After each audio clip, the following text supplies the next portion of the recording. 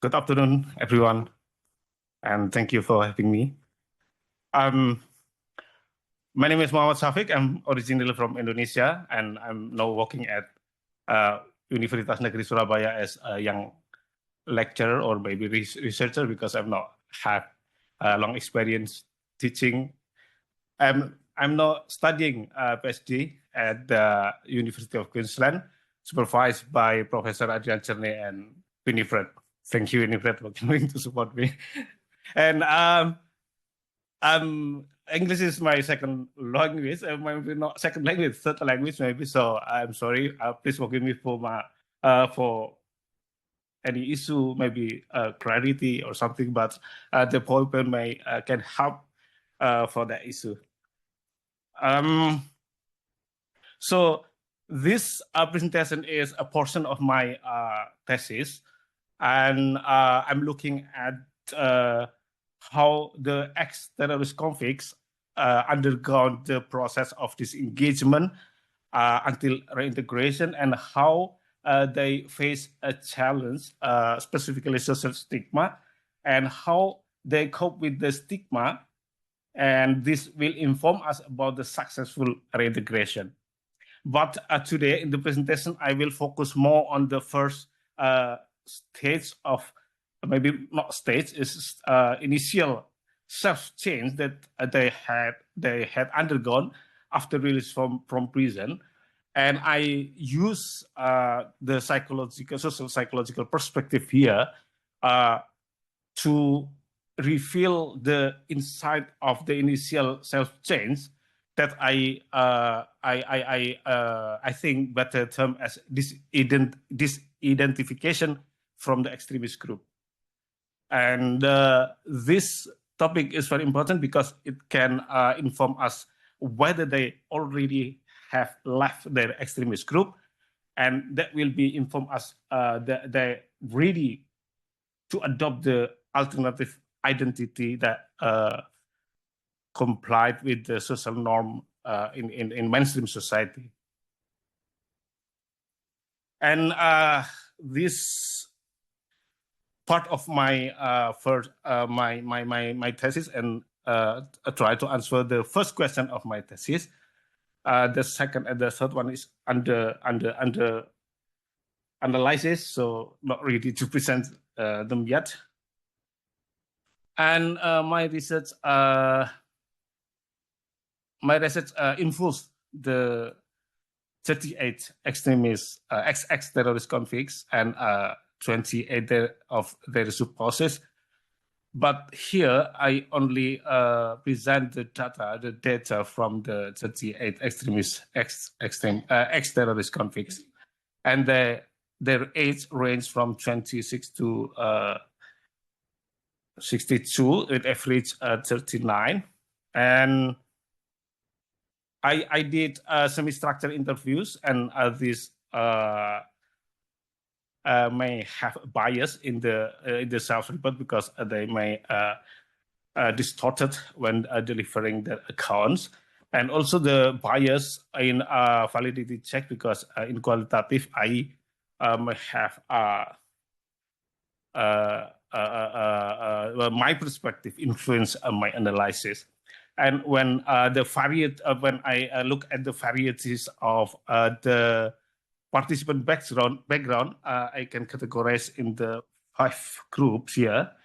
Most of the participants come from Jamaah Islamiyah.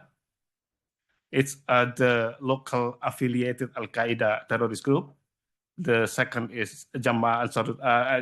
The first, most of the participants come from Jamaah Ansarud Daulah.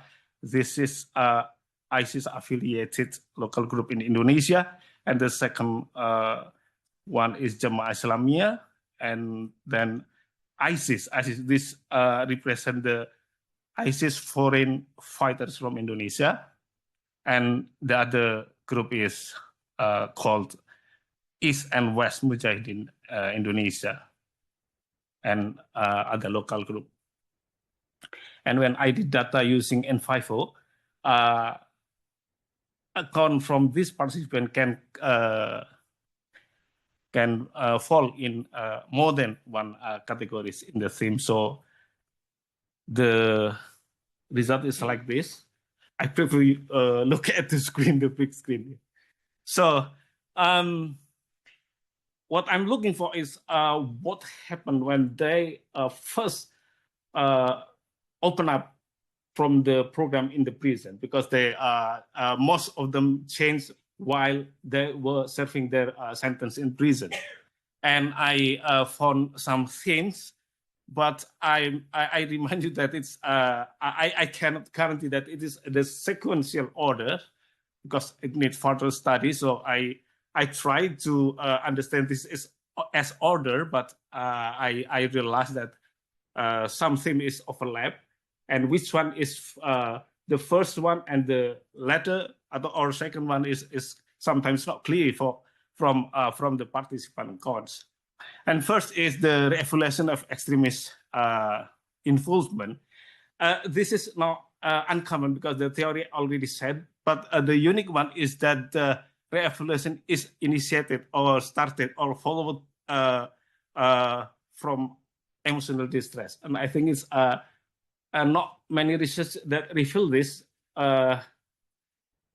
I mean that the ex-terrorist convicts, when they were in prison, they think too much about their family and the separation with family and the sense of value as a head of family, because they were no longer fulfill their job to raise their family, dominant in the participant account. And the second one is the harsh reality when they experience sentence in a high, super maximum security prisons.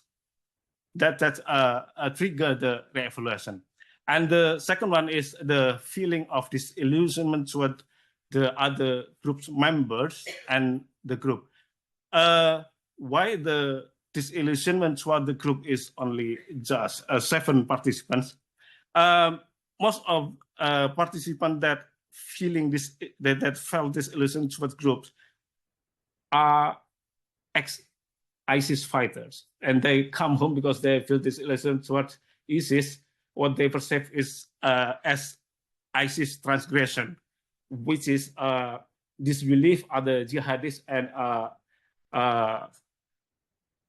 fought other jihadist groups, meaning that they kill the other jihadists, and that makes them feel disillusioned and then left ISIS, come home to Indonesia. But when they came home to Indonesia, they were arrested, and the change from disillusionment become strengthened while they were interacting with the other terrorist prisoners. So this disillusionment with the fellow in-group members generally occur in the prison while they're observing unexpected behavior from other jihadists. There's some example from the participant account after this, in the next slide. And then re-evaluation of extremist belief and violence strategy. When they feel disillusionment toward the other group member, I found that it occurs concurrently with the re-evaluation of extremist belief.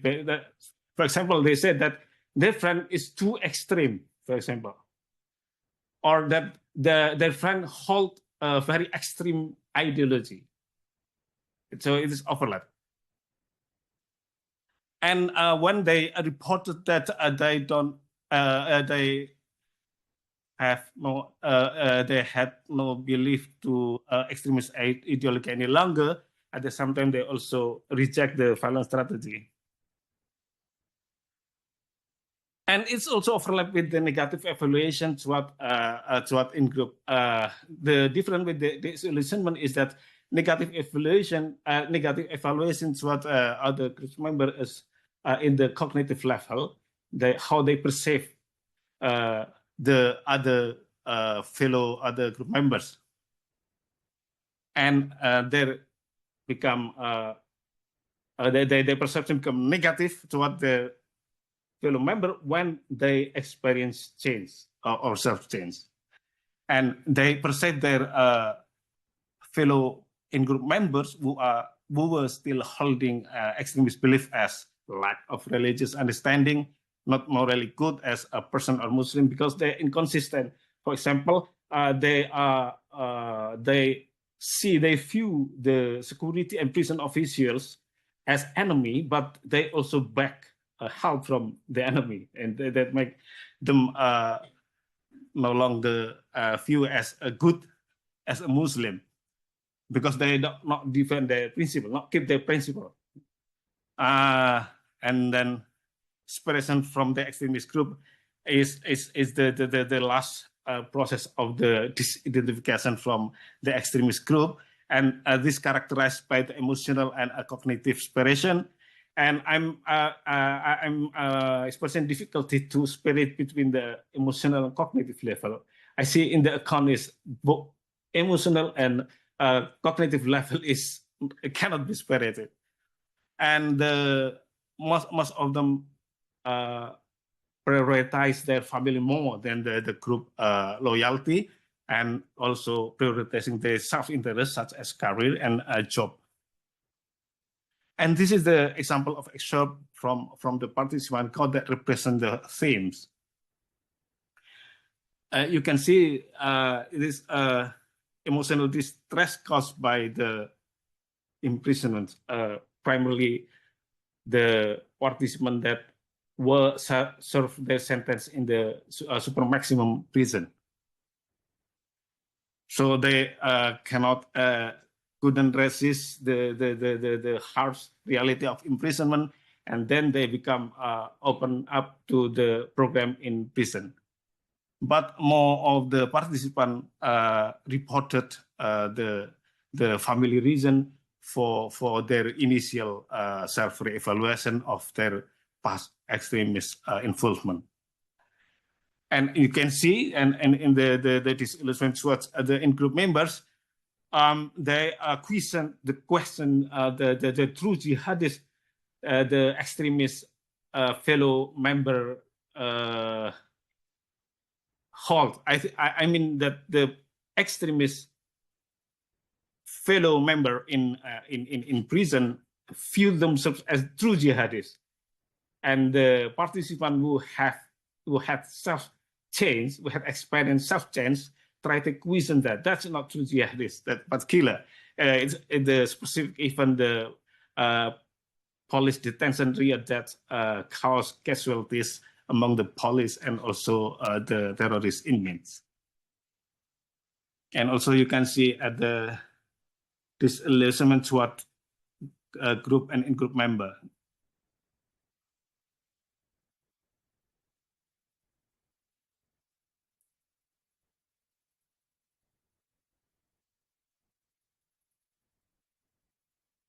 I think I need your feedback about this, whether it is already the excerpts indeed represent the themes, because I also still doing the analysis for my data. But in my perspective, this excerpt can represent the theme. As you can see, finally open up my mind. This one I told you before that the negative perception toward other terrorist inmates targeted their personality, which is inconsistency, not morally good as a person,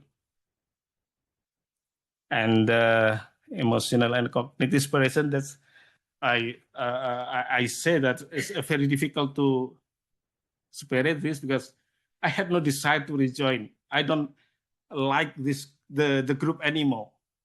Why?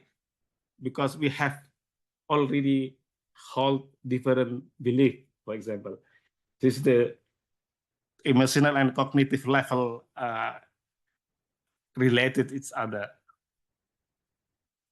The interesting one is that some participants in that reported that they actually can resist the harsh reality of imprisonment in the super maximum prison, and also not swayed by the separation from their family at initial process, but then when for this participant, when his mother and his father came to visit him in prison, he cried, and I think he had no any children at the time of interviews, only wife, and he reflected that his real job indeed actually for their family, not for the group. And then self-reflection. Self-reflection is basically self-introspection, whether they change because of themselves from their heart, or just because of the external factors such as incentive or other social support from government. The other interesting one is that in the literature we see that cost and benefit assessment is one of the driving factors for leaving extremist group. In my study, I found that participants tend to use cost assessment as rationalization of their change, not drive their change, but rationalization. Meaning that when I ask why you change, because the cost of involvement in terrorism is so bigger than leaving, and this come from assessing the impact of the terrorism itself for the family, toward their family, and also Muslim as a whole. For example, as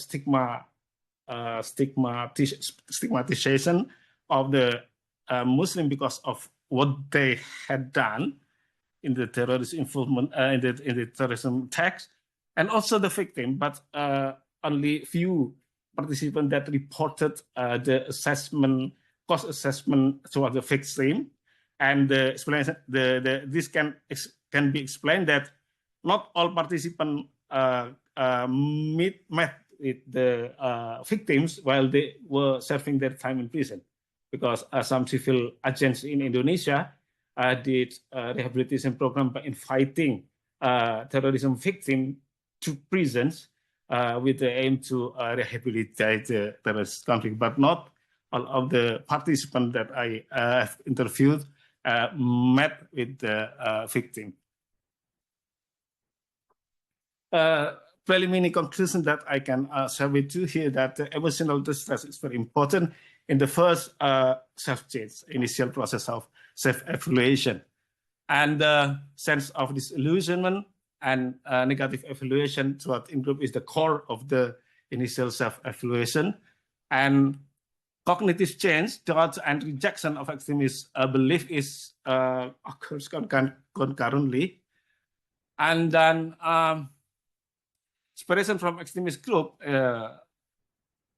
operate in the cognitive and emotional level. But I can say again that it's very difficult to separate this. And self-reflection and assessment of the cause involvement influence rationalization for the separation from extremist group. And all the themes that I have identified in this presentation inform that the role of the third parties, religious experts, repentant ex-terrorists, civil society actors, only beneficial in the middle of the process, when the initial process had been experienced by the participants. Before they have, this is only preliminary conclusion, before they haven't experienced emotional, such as emotional crisis, they still close up from any approach from the government or civil agents. Only after they have experienced such emotional state that followed by the re-evaluation, then the third party role become important. Thank you very much. Thank you, Mohammed. We appreciate that. I would like to introduce the next two speakers who will be presenting together. Muhammad Iqbal. Sorry, there are two Muhammads in my session today. I would like to introduce Professor Ramón Spaaij and Dr. Muhammad Iqbal from Victoria University. You have the floor.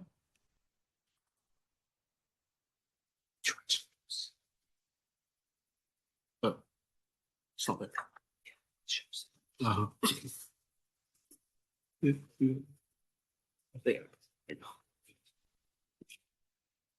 Thank you.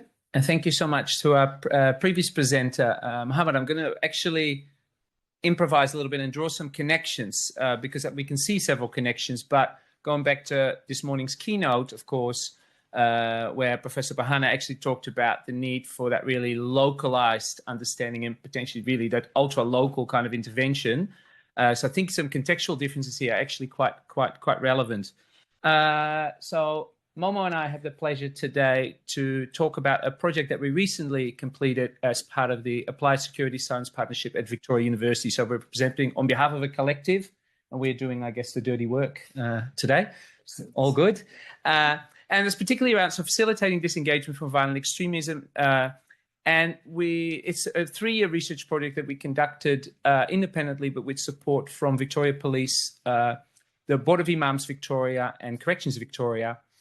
And we're focusing on one particular slice of that today. And we want to really share with you our process, I guess, and our evidence base, empirical evidence base for developing a sort of a context-specific theory of change that is now being used within the CVE unit at Victoria Police for this particular program, and also sort of applied to other intervention programs on offer. So the literature on disengagement from violent extremism, and particularly through a lens of CVE intervention, has evolved a fair bit, sort of from early questions about can or does it work, to very crude questions, to much more nuanced questions and more comprehensive sort of analyses of the why and the how and the for whom and in what conditions. So much more sort of evolved space where we generally see growing evidence for positive results, but change is complex and nuanced. And so that's one of the things, the contextual differences we'll see, and it's contextual. So one of the differences, I think, with the previous presenter in the context of quite established terrorist organizations, some of the clients that the CIS program works with actually sort of much more transient group, do it yourself. It's a bit of much more of a mixture, and you'll see some of that sort of emerge later. So disengagement programs are not one size fits all, clearly, nor can they be, thinking back to this morning's keynote, and cannot work for everyone. So I think, Mohammed, in your presentation, that came up quite clearly, how for some sort of it was a trigger for change, and others indicated that they hadn't really changed their beliefs at all, right? Another interesting parallel, so you've kind of stolen our thunder a little bit, is the role of third parties. And you mentioned particularly how you felt in the Javanese context, it was particularly in that middle process sort of disengagement. We actually found that, and sort of supporting the wider literature, that working with third parties can also be, in this particular local context of Victoria, is actually really important sort of from the outset as a form of building rapport and trust. So to actually create openings for engagement in the interventions in the first place, right? So in the literature, that's really couched in thinking around community partnerships that have a high level of specificity. In this case of the Community Integration Support Program, the CISP, working specifically around the topic of disengagement from jihadist violence. And really, so how can we partner with third parties, in this case, the Board of Imams Victoria, to start building trust and rapport with the potential clients so that they actually have a certain level of engagement that you can then start to work with. And we'll show you how that evolves over the years. And then finally, so when we think about successful disengagement, we're not just talking about sustained desistance from actual violent extremism, but we like to think of it not just in terms of surviving, but actually in thriving, right? So actually in thriving in healthier environments So much more strengths-based, needs-based approach, and addressing that, and also across multiple domains, which again we'll talk about in detail. So Kate Burrell, who developed the pro-integration model on which the CIS program works, has this clear understanding that sort of disengagement is actually about sort of positive and meaningful engagement somewhere else. And we'll talk a little bit about what that somewhere else might be. So the knowledge gap specifically in relation to developing theory of change, there's a growing understanding in the literature of the need and the prioritizing sort of theories of change, but are not just led by informed by theory, but are actually also empirically grounded, because ultimately any theory of change that can shape and guide this work has to be highly context specific, clearly, and dynamic and responsive to the particular sort of threat environment, needs, aspirations, assets, resourcing, capability, etc. The value, of course, of that theory of change is that it can really help us develop a shared understanding amongst practitioners of the why and how. So how actually the activities that we're offering as part of an intervention are actually expected to achieve intended outcomes, right? And so be able to chart that and better understand almost which levers kind of need to be pulled and which aspects of an intervention are actually contributing to which changes potentially. And so we've seen a considerable growth in literature that seeks to develop prospective theories of change, but they tend to be largely conceptual, right? And so I think there's still some room there for empirically grounding those. And that sort of was one of the drivers for our particular work.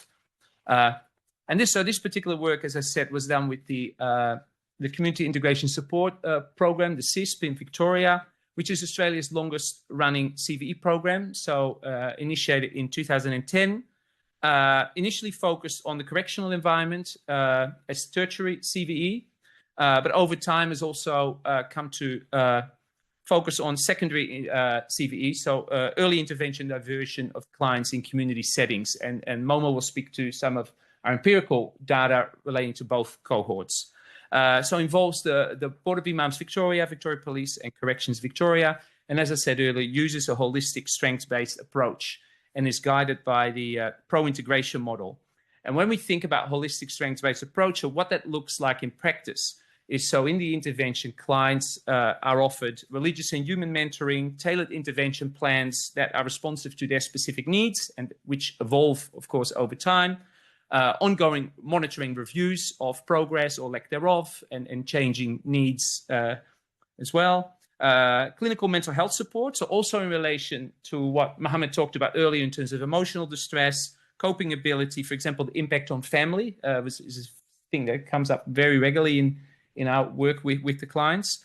And social welfare support for clients and also for their families, so also to start alleviating or working in sort of particularly in the family environment. So that's some of the context. So the broader project looked more broadly at what are the factors that affect meaningful engagement in the program and what factors enhance the likelihood of successful disengagement. But as I said, specifically here for the remainder of today, we want to focus on us developing some evidence-based context-specific theory of change for the CIS program, and that might be transferable in some ways, which we might end on with comparable CVE programs elsewhere. So on that note, I'll hand over to Mohammed. Thanks, Ramón.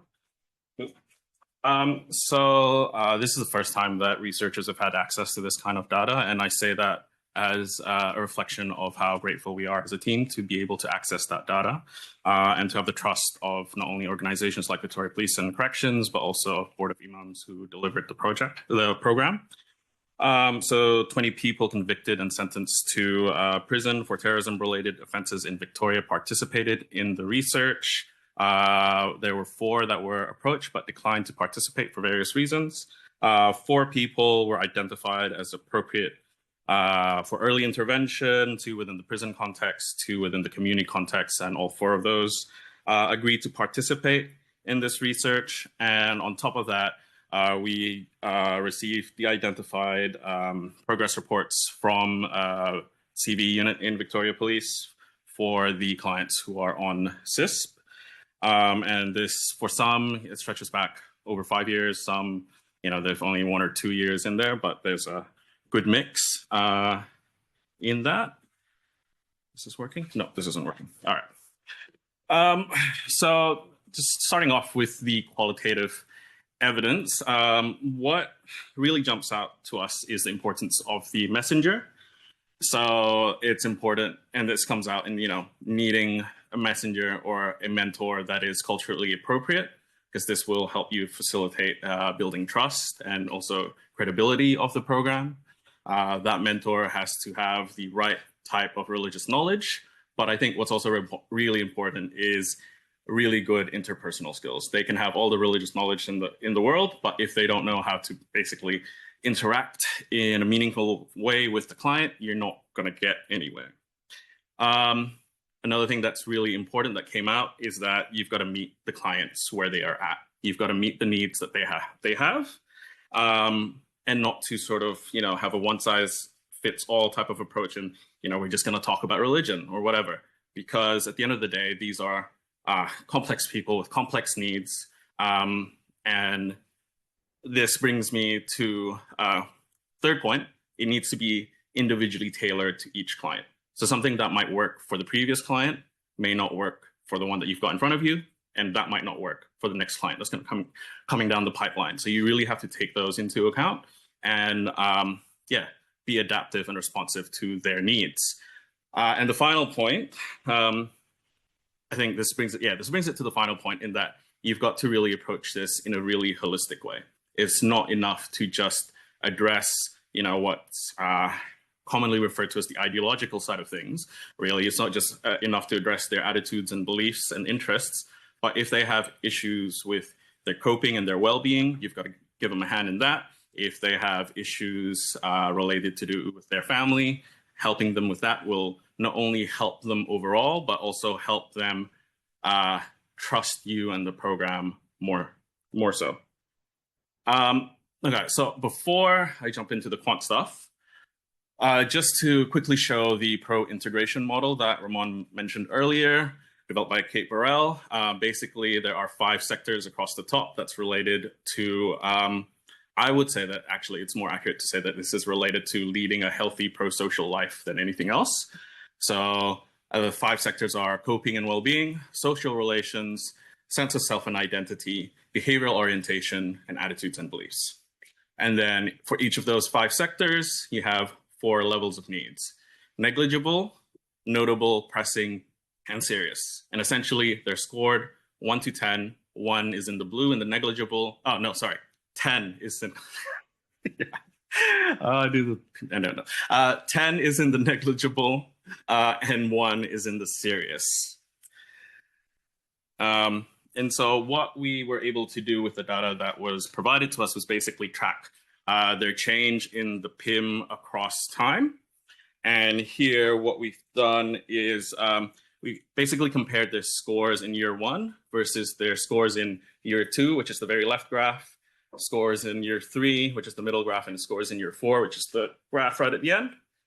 And across the cohort, this one is a simple one. Out of the 5 sectors, do we see mostly positive change? So out of the 5 sectors, 3 or more are showing positive change.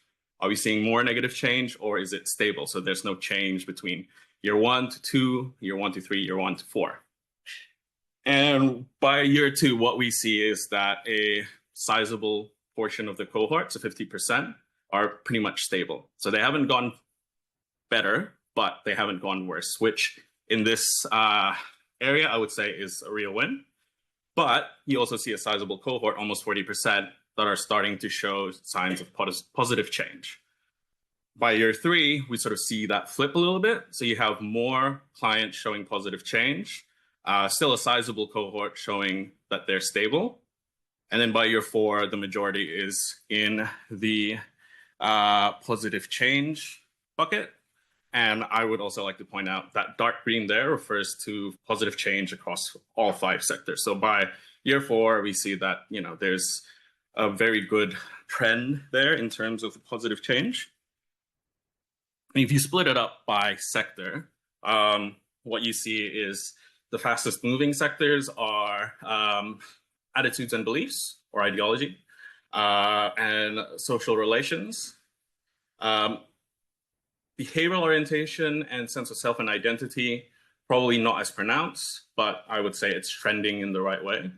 And then coping and well-being, that's sort of the odd one out. But like Mohammed said earlier, being sent to prison can have a real impact on your sense of well-being. So that's just something to keep in mind. And with that, Ramón, I'm going to hand back to you. Final. Thank you. All right. So obviously, we just wanted to give it of this sort of some snippets of the data, qualitative and quantitative, that has led us sort of to start formulating sort of a theory, evidence-informed theory of change. So bear with me, this is quite a mouthful. So I'll take a breath. It's really what we tried to do for the CIS program. So we came up based on sort of both the combination of what we know existing in the literature and sort of theory, based with the mixed methods data, is a theory of change sort of statement, and I'll show you later how that's used in the program, as follows. So if religious and human mentoring and social and clinical support are provided by trusted and skilled staff in a culturally appropriate manner, tailored to participants' needs, then participants will develop meaningful engagement in the program over time and have access to appropriate support services, leading to diversion from becoming involved in violent extremism or disengagement from violent extremism, resulting in desistance from terrorist offending. Because, and so now we get to the mechanisms, the how, participants will develop increased pro-social relations, stronger non-violent identity, greater coping ability, skills and aspirations, increased rejection of the legitimacy of violence in response to grievances, and preferences towards non-violent actions to fulfill their needs. And again, as Mohammed say, this is not a one-size-fits-all.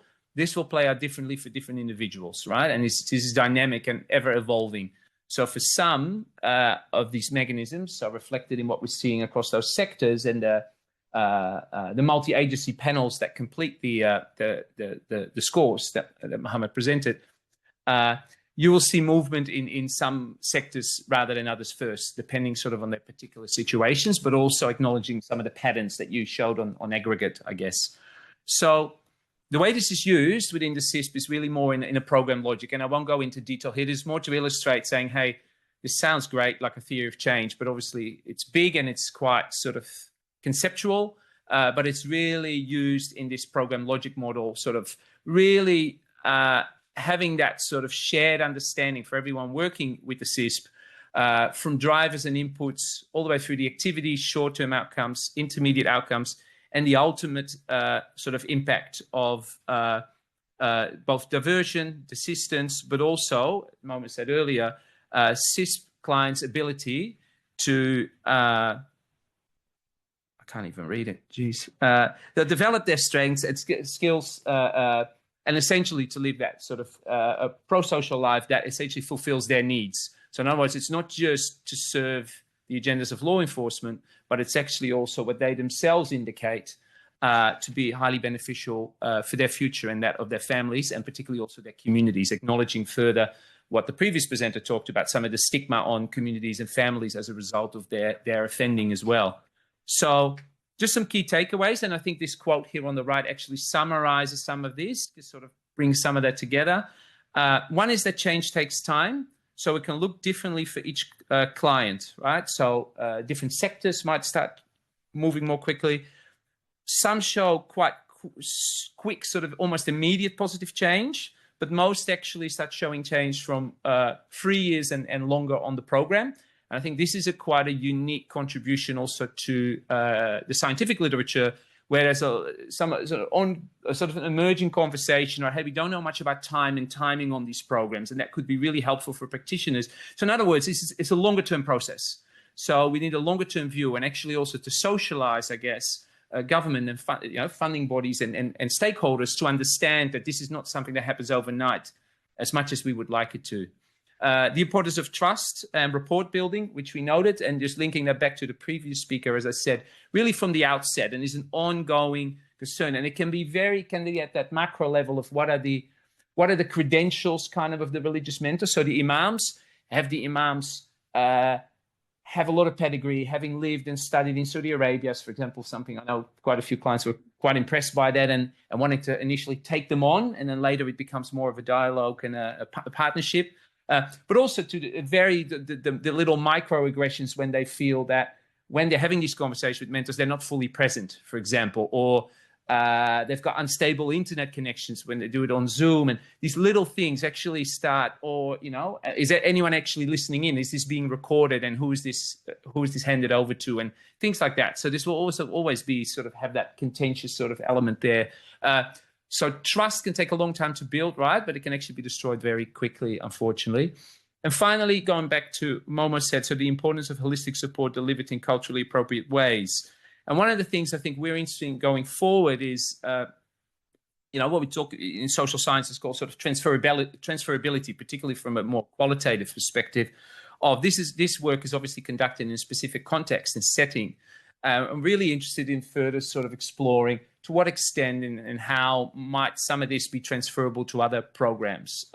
So some of this is used elsewhere as well. And it's sort of, I think we're lacking at this point, I guess, the data to really know whether we need, what adaptations are needed to in particular sort of settings. At the same time, these findings are, they might sort of, they contribute to literature, they deepen some of our understanding, but at the same time, they're highly consistent with these sort of evolving debates in social science literature on disengagement from violent extremism, as also, you know, shown in terms of the resonance, I guess, with the previous presenter. So that's it. That's all from us. Thank you. Ramón. Thank you, Momo, for a very interesting presentation. Next, I would like to introduce Andrea Giovannetti from the Australian Catholic University. Welcome. Thank you very much. Cool.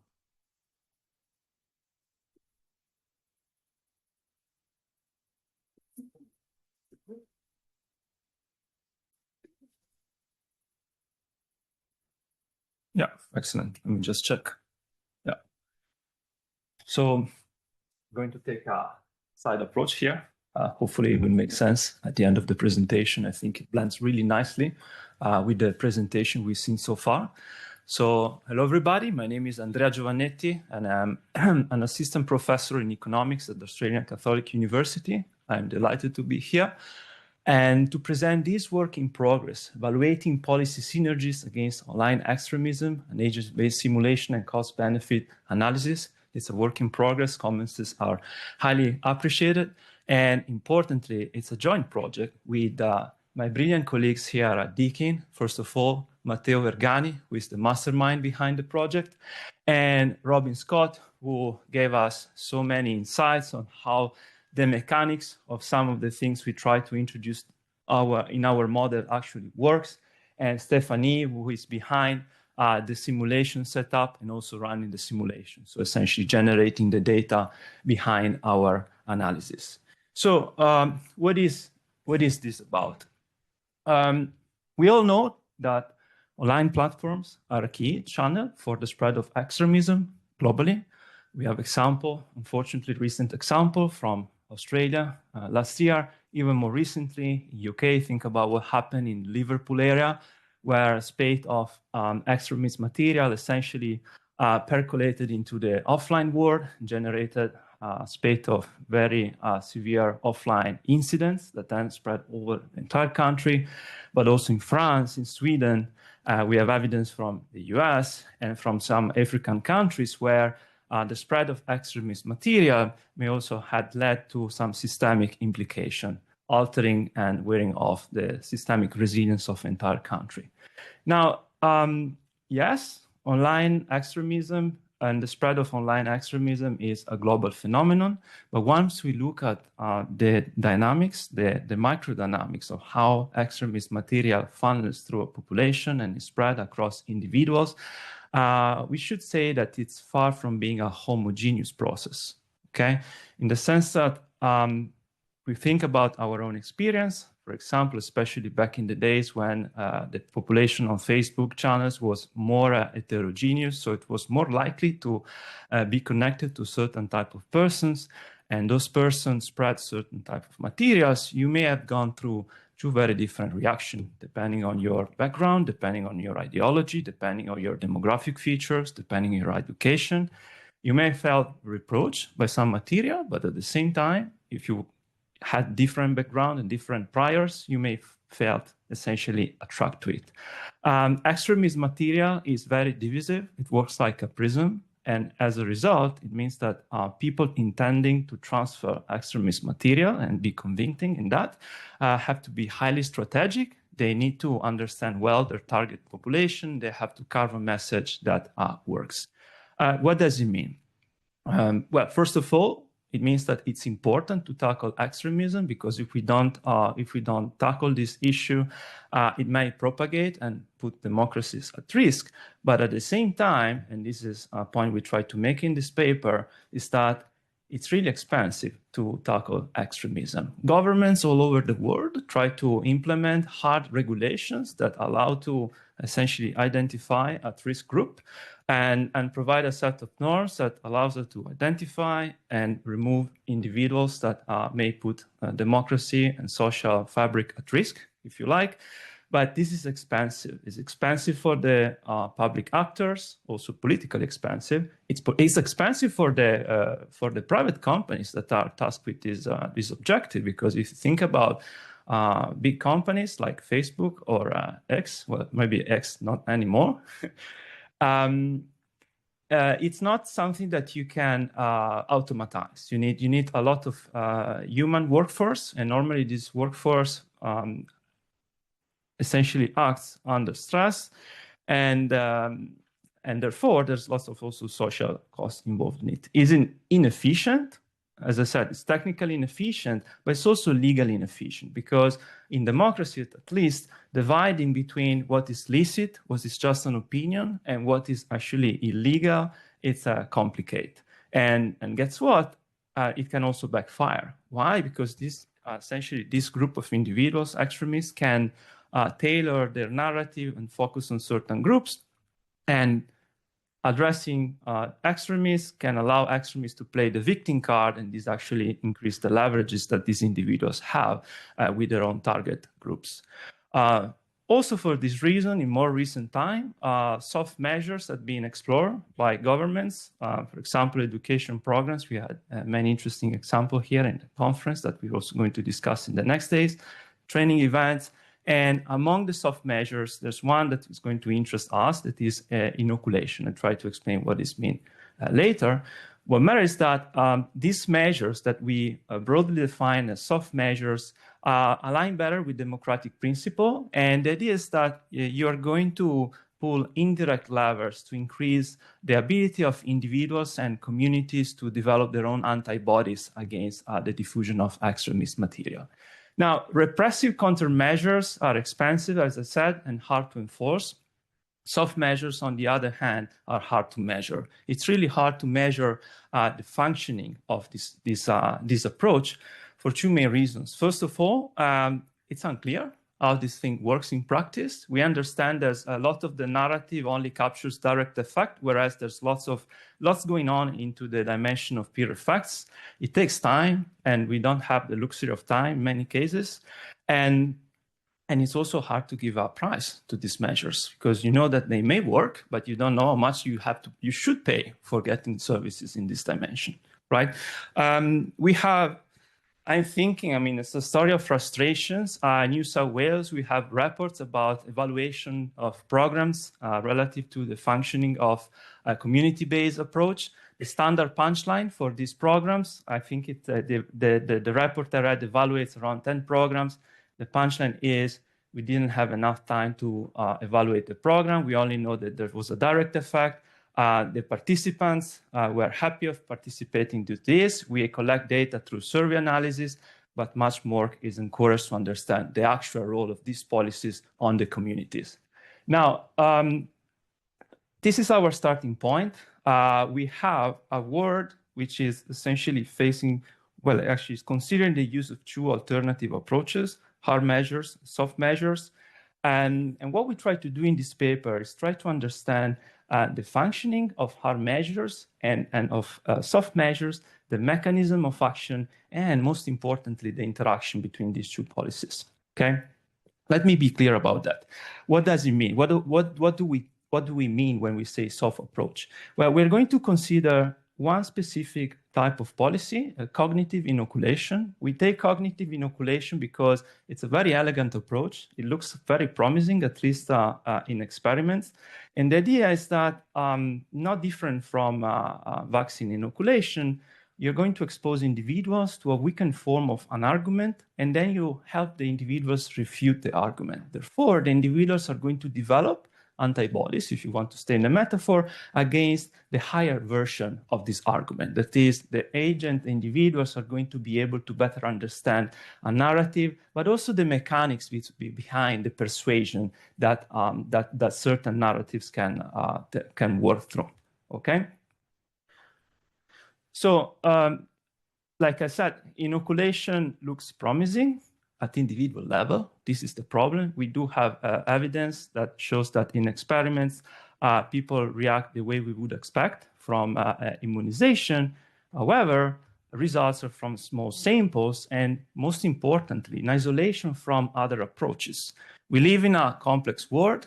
What is a complex world? Is a world made of many layers of regulation. So introducing inoculation in a complex reality such the one we live in means that we are essentially putting a regulation on top of something else. So it's possible that there are interaction effects. And on top of that, you have peer effects. That is, this type of community-based policies are going to generate secondary, tertiary effects, which is really hard to measure in the experimental laboratory. Not only a mechanical it's not only about understanding the mechanics of different policies, but it's also literally about measuring the phenomena, that is getting the data for understanding how this thing works. You have all sorts of problems when it comes to essentially measuring things in this dimension. You have, of course, very important ethical concerns. Suppose that you want to design an inoculation policy that explains people the advantages of immunization, actually like using vaccines. And when it comes to developing, your control group, that is individuals that may benefit largely from understanding that vaccines are important, and you decide by design not to give information to this individual, indeed you have an important ethical concern. But at the same time, structurally, mechanically, it's hard to get data from primary data providers because guess what? Big media companies like the Meta company are not really necessarily proud of the behavior of their own user base. So they would be very reluctant and defensive when it comes to sharing data about behavior of users. And even in an ideal world where data is available, we know from presentation of this morning that there's a lot of self-selection. That is, lots of individuals are not going to share their views if they believe in certain things. And this obviously is problematic because it alters the type of analysis that we can carry on empirical data. I apologize for this very defensive approach, but I think this gives us solid ground to introduce our approach, which is a bit different. That is, rather than going into data, into the field, we are going to generate our own data by means of an agent-based modeling approach. What is this? Essentially, it's a simulation which we try to make as realistic as possible. An agent-based model has many advantages, and one major disadvantage, because as you understand, this data is artificial. So let me talk first about the benefits of it. First of all, it's generalizable because models are compartmental. So you can actually generate modules and add modules on top of the previous modules and see how things change. So you can separate effects. It's replicable. If you have the code, you can run it by yourself. It's a very clean way to understand, to study the mechanism of action of different policies. It's falsifiable. That is, the dynamical orbits generated by our model come from our assumptions, and we need to be explicit about the assumptions because the assumption is what drives the dynamics. It's calibrated with evidence-based parameters. That is, we try to do a good job, or at least you have the possibility to evaluate whether we do a good job in calibrating the parameters, okay? And in this work in particular, it's more of a proof of thinking. We try to keep it simple in the sense that we try to address two main policies that look like orthogonal to each other, but as we demonstrate in the paper, have lots of complementarities. We have a repressive policy. This is going to be a very simple deplatforming of extremist users. And on the other side of the spectrum, a preventive policy, inoculation. We're going to try to understand how these policies function in isolation and when we put them together. So what is the scenario we consider in our work? Think of, let's go back like in this interesting empirical world, like think about Facebook in the 2014 when still was a very heterogeneous platform. And what we try to do here is we generate a social network that has topological features similar to a prototypical anti-migration Facebook group. Why do we do that? The idea is that anti-migration Facebook groups are indeed relevant politically, but they also feature a lot of heterogeneity. That is, you're going to find, it's more likely to find individuals that may be swayed one way or the other when they receive certain type of materials. Whereas in other settings, the reaction you would have from users is more automatic. That is, the priors are more ingrained in their background, therefore it's less likely that individuals will react to certain material, extremist material. On anti-migration Facebook groups, this is sort of an interesting land for us researchers, but also for extremists, because it's a testing ground. That is, people really change their beliefs, okay? They don't have strong priors, if you want to use a terminology from statistics. Parameters are going to be calibrated using data from systematic reviews and empirical studies in the field of terrorism research. In particular, we try to do a good job in describing the mechanics at individual level of how inoculation works. That is, we do have a battery of indicators relative to the psychology of individuals and how inoculation and spread of extremism work at the individual level. On a side, we also have information about the cost of moderation. That is, we know how much Facebook moderator makes, and we have a measure of their productivity. So at least in one dimension, we have a good understanding of how much the repression machinery costs to the society and to the private actors. So we construct this Facebook group, and we build up a story made of 4 characters. The first character, which is pretty simple to explain, is given by the extremists. Extremists are individuals that are strategic. They are embedded within this Facebook group. They are linked to individuals, like to other users. And what they do is they spread disinformation and extremist material to their own contacts. Then you have enforcers. Enforcers are Facebook moderators. They are tasked with the goal of identifying extremists and deplatforming them. Realistically, enforcers are inefficient. That is, similar to real enforcers, they need to pick a subset of the population of our Facebook group. They need to run an assessment looking at agents' actions in previous certain number of periods, and then on the basis of which they decide whether to deplatform the individual. Then we have the users. Users are just users. Essentially, it's individuals that belong to the Facebook group. We try to make these individuals as realistic as possible. That is, we calibrated the data using ABS demographic table. We have information about educational level. We have the distribution, so we can map this into the group.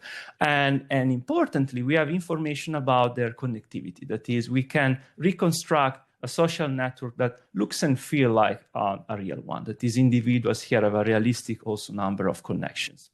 And individuals here, the users, are going to dynamically form belief about extremist content as they get informed about it by means of reading messages that they receive from their contacts. Therefore, it will really matter who is going to share the information and how much content they will receive, given their past information they have, and their own features, ideological feature, demography, educational level, so on and so forth.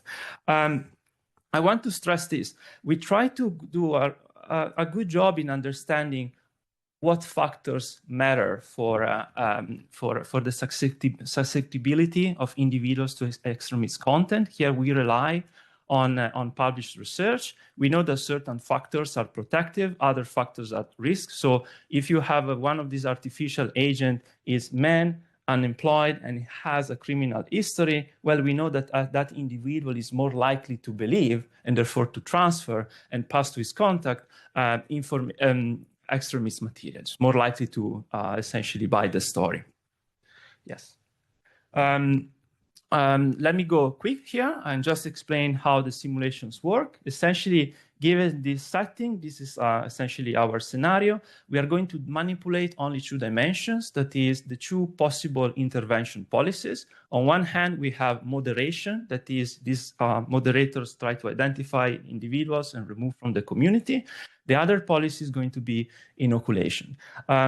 Inoculation, differently from what I said so far, inoculation takes place offline. That is, suppose, for example, you have a school program which is going to affect some members of the community, but not others. Inoculation essentially is going to teach individuals about the risk of certain information, and therefore it's going to rise their degree of awareness and will make let's say, will make the life of extremists harder. They need to be more persuasive in order to be able to transfer information to the individuals that are directly affected. And at the same time, it's likely there's going to be peer effects because those individuals that receive inoculation may protect also the individuals that did not. Okay. Like I said, the second policy that we manipulate is the level of inoculation in the population. Sorry, in the simulation. We try to evaluate a basket of 121 possible policy combination for different levels of each policy. And we try to look at how this policy works in isolation and when we combine together. Let me jump to the results. I want to discuss two results in particular. What do you see in this picture? Essentially, we are plotting these 121 policy baskets. On the x-axis, you have the essentially how much moderation you have in the community. On the y-axis, you have the amount of inoculation you put in the community. And then we have a measure of efficiency of policies. We simply measure the number of extremists you have at the end of the simulation. The simulation ran for about 1 year. And you can broadly divide the baskets in three sets. In the white, it's like the situations where the policy mixes that generate a final number of extremists that is below 1% of the population. In gray, it's between 3 and 5. And in black is when you have more than 5% extremists at the end of simulation. So what do we find here?